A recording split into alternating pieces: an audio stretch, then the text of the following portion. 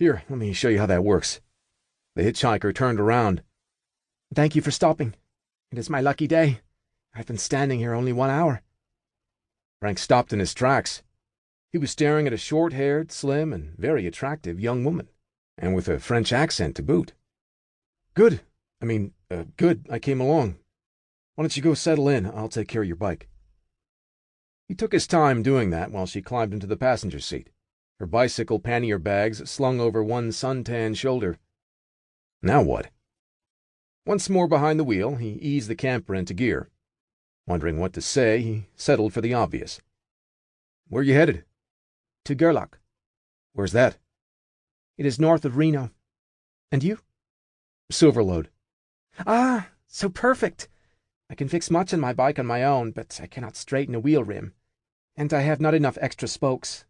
But I can have a new wheel sent to me there, I think." She gave him a bright smile and then turned to look out the window.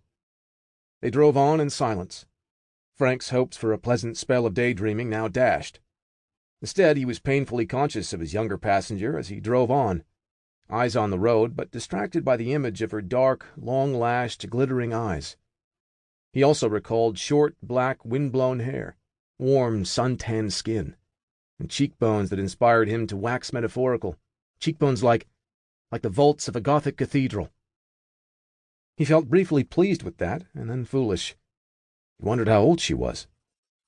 He kept his now gloomy eyes on the road. Long divorced and solitary by nature, it had been ages since he had found himself in close proximity to such an exotic creature. He wondered what her story could be, traveling alone in this empty part of the country. Eventually, his curiosity got the better of his awkwardness. "What's in Gerlach?"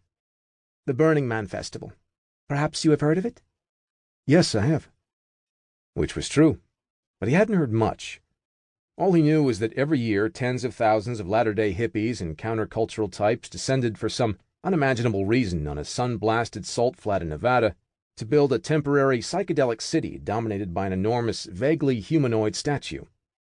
A week later, they would torch the statue at the climax of the event, and the city would disappear as quickly as it had materialized out of the shimmering heat of the desert. Frank was even more uncomfortable around flamboyant people than he was around mainstream types. He was about as likely to attend a Burning Man festival as he was a debutante ball. Silence again. It bothered Frank that he had found this young woman on a deserted road. He had a daughter back east who was only a little younger, and he'd be furious to find her hitchhiking anywhere, let alone in the middle of an almost uninhabited desert. To the extent anyone lived here, Frank was disposed to assume the worst. How strange would you have to be to live in a place like this anyhow? It was clearly none of his business, but finally he asked, "Don't you think it's dangerous for a young woman to be hitchhiking in such a deserted area?" "Oh, no," she said, still looking out the window. "No?" Clearly this young Frenchwoman didn't understand America and Americans.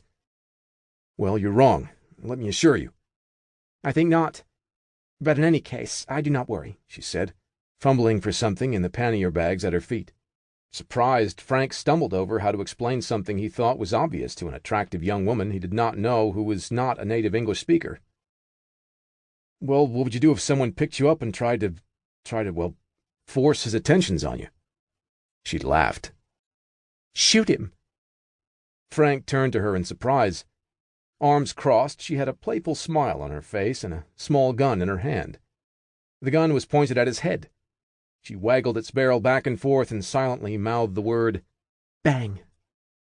He jerked his head back to the road, eyes wide as saucers. For a minute there was silence again. Then she giggled. "Probably I would not really have to shoot him. But one must be prepared to, no?"